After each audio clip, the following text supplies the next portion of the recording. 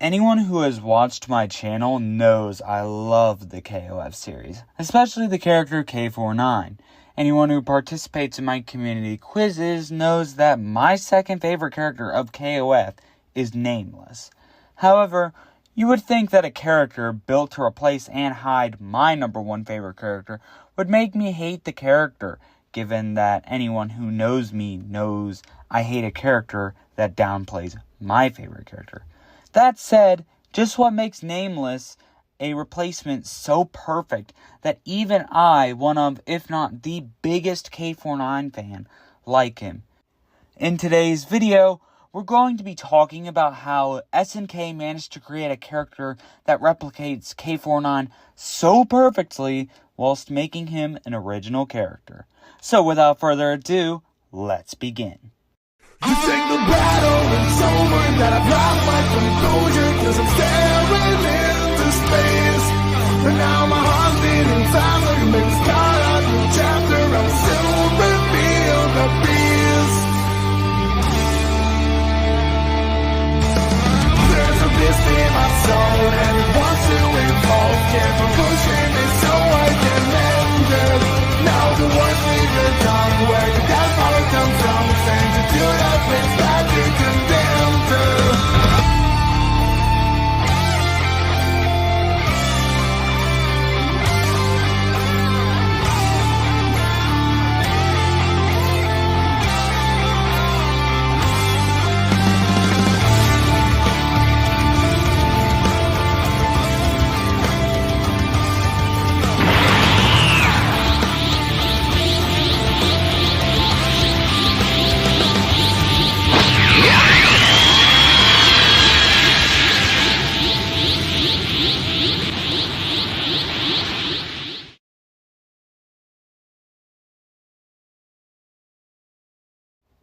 Eolith made K99 during SNK's bankruptcy years, and anyone who knows anything about K99 knows that he's a homage to Akira's Tetsuo Shima. He first appeared in KOF 2001 on November 15, 2001. Due to his appearance and rather controversial moveset, he gained a lot of traction in the KOF series. However, despite his popularity, SNK couldn't be saved and filed for bankruptcy, causing the original company to be forced to close. Luckily, the founder of the Playmore Corporation, Ikichi Kawasaki, anticipated this would happen and acquired the rights to everything in the company before its inevitable end. K99 would still be making appearances. Unfortunately, his last canon appearance would be in 2003, where he would make a cameo in the Egyptian stage alongside Kula Diamond. It was clear that SNK Playmore, the revitalized SNK company, was slowly phasing out K99, but why? As I mentioned earlier, K99 is a homage to Tetsuo, and due to this, SNK Playmore was worried that K99 would cause legal trouble with Katsuhiro Otomo and Toho. Though, unfortunately for them, Toho can't exactly go after them, given Warner Bros. Has bought the rights from Toho and owned the rights since 2002. And though K99 was made in 2001, K99's appearances post-2001 can't be suable, which in turn causes Toho to have no ground to sue SNK on. Warner Bros. Does have the rights to sue K99, but that's neither here nor there. In terms of mainline game appearances, K99 was gone, never heard from again. When KOF 2002 Ultimate Match came out, Nameless would be the one to replace K99. Obviously, a lot of K99 fans were unsatisfied with Nameless's appearance and wanted K99 back, though their wish would be granted in 2022 with KOF 15. However, while other K99 fans hated Nameless, I don't hate Nameless. I actually thought he was a perfect replacement, so that begs the question. What makes him the perfect replacement for K99? Despite his only purpose being a replacement for K99, he somehow feels more than a replacement. In fact, if you ask me, Nameless even excels in some aspects that K99 doesn't. I think the best example of this is Nameless's backstory and motivations. You see, Nameless's story is darker than K99's, and it really shows how evil Nests is. With K99, he was a clone, but there wasn't anything dark about his story. If anything, his story was so simple, it can be simplified into one sentence. He was made perfectly from the ground up to kill K-. However, the same can't be said for Nameless, as his backstory has to be one of the most complicated backstories I've ever heard. His backstory begins in a laboratory with Project Z Prime. He was one of the many clones that he called his brothers. You see, all of them were made to see how normal human DNA can withstand the Kusanagi DNA. But the tests and experiments were gory and bloody, with most of Nameless's brothers either exploding or suffering severe burns from genetic mutation. Nameless himself died a total of 180 times. However, from Nameless's time surviving and barely escaping death, the scientists learned that to handle the Kusanagi flame, you need a strong will, something that Nameless had. They would then start focusing on painful endurance tests. During his time at the infirmary, Nameless would meet a girl named Isolde, and though he was usually too injured to speak with her, he fell in love. It was her presence that kept him alive through merciless training and experiments. When the laboratory deemed him worthy of the Kusanagi flame, he was given a custom glove for his left arm, but was confused to see that Isolde had suddenly vanished once he received his glove. This glove helped strengthen his willpower, which allowed him to become as adept as Kyo Kusanagi himself. After testing with the glove was finished, he was sent to Earth to test his capabilities. Nameless would eventually become an assassin for Nests, and one day, during one of his assignments, he cornered a man who was trying to escape from Nests. However, in a last attempt to have his life spared, the man told Nameless everything about the truth behind Isolde. Isolde was a part of the anti-K- project, and had the power to control ice, just like Kula Diamond. Her powers were deemed inadequate, that is, until she met Nameless. The connection between the two caused Nests to let them see each other routinely in order to bring out each other's potential. However, Isolde died during testing, and the glove that Nameless was wearing? Her spirit was inside the glove, keeping his flames under control. Afterwards, Ignis promised that if he kept following orders, Isolde would be brought back to her rightful body. The whole backstory is the reason why Nameless is my second favorite character of all time. I remember first reading it and being shocked by the plot twist that Isolde was inside Nameless's glove. K99's is just basic science fiction, while Nameless introduces so many elements to his. It's a shame that such a beautifully written character was used only for one mainline game. Another thing that Nameless excels in that K99 doesn't do as good as is, well, it's complicated to explain. You see, I don't know what the word to use for it is, but it has to do with his appearance and personality. To sort of explain, it's the difference in his appearance compared to others like him. So, to put this into proper perspective, Nameless and K- both look edgy and dark, but K- is loud, rebellious, and curses, yet with Nameless, he's quiet, subdued, and doesn't curse once. He's an edgy character, but unlike the edgy characters I've seen who are loud and rebellious like K- and Shadow the Hedgehog, Nameless keeps quiet, is obedient to Nests, and just stays in the shadows, which is why I like him a lot as a character.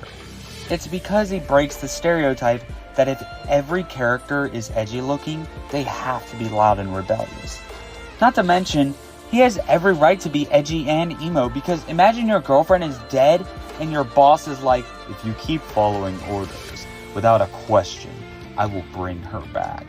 And anyone who has seen Nameless's story in KOF All-Stars knows that the ending is heartbreaking. Essentially, you have to fight Boss Syndrome Nameless after he's killed Ignis, thinking he's going to kill you, but in reality, he used you to destroy the base before its self-destruction destroys Earth. Now, you can probably tell that Nameless is going to stay behind because of reasons. But what he says as you leave is heartbreaking. My man utters out, "Now my life has no meaning left."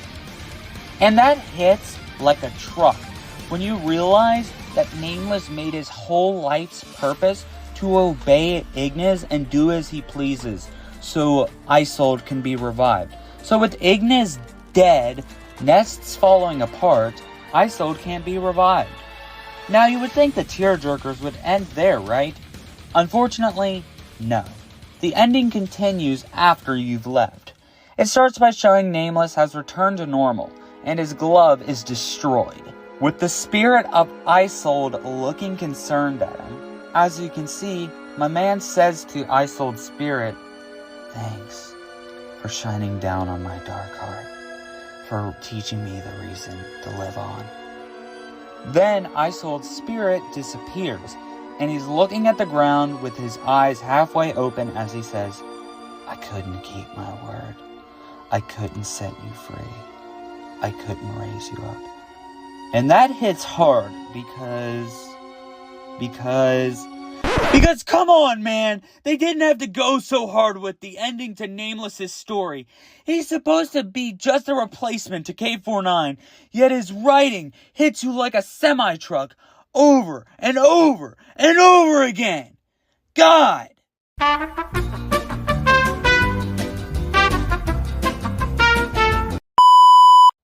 Anyways, now that I've let that out, let's continue the ending because Nameless just has to hit me like a semi-truck 50 million times. So, we then see him reflecting with a photo of Nameless's glove and a spirit of Isolde in the background. What he says during this is, "I feel like an idiot. I couldn't sense when you were right there. Instead, you were protecting me." And that last sentence hits even harder when you realize his strongest attack, Rinku, shows him throwing his glove away and exploding with flames around him when suddenly the spirit of Isolde engulfs him, puts out his flames, and recreates his glove. Dude, Akihiko Urashino didn't have to cook this hard. Because listen, I said Kakyoin was the saddest death I have ever seen, but this is a close second.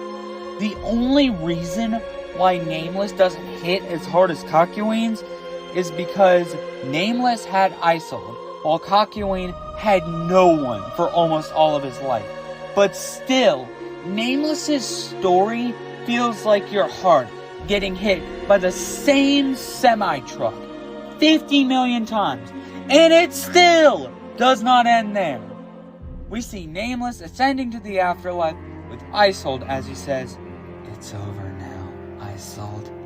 Forget everything and rest easy from the scars given by the merciless God, and me, someone with no name to remember, and one who couldn't protect you. Thanks, Isolde." And then the game abruptly ends there.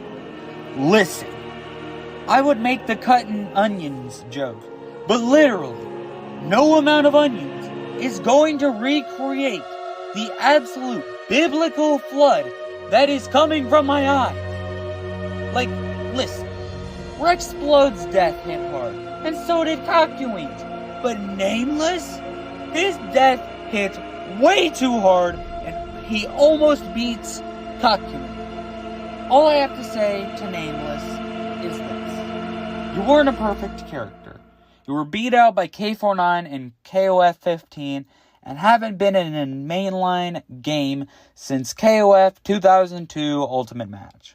However, you had a better backstory, a better contrast between personality and appearance, and above all, you got an action figure, unlike K99. That's why you're the second greatest KOF character of all time, despite how niche and overshadowed you are. Anyone who says that you're only a replacement for K49 has a double-digit IQ and doesn't deserve their high school diploma. So Nameless, keep being the awesome character who nearly makes me cry every 5 minutes. I hope Orotonagi Gaming agrees with me on that part where people who say that Nameless is only a replacement to K49 don't deserve their high school diploma, since he's an English teacher.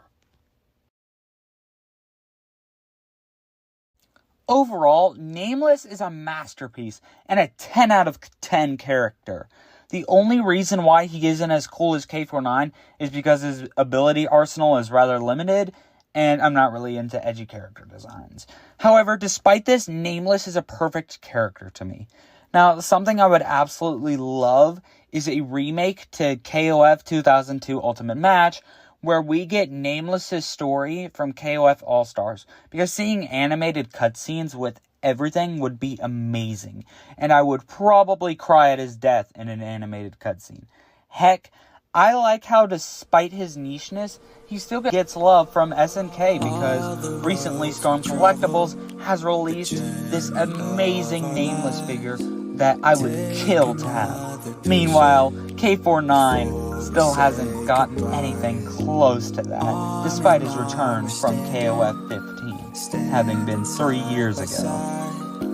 Then again, Nameless has been around for as long as I have been, because, fun fact, KOF 2002 Ultimate Match came out on February 26, 2009, which was just 97 days before I was born, that being June 3rd, meaning Nameless and I are the same age, with him only being a few months older than I am, which is another reason why I love Nameless so much.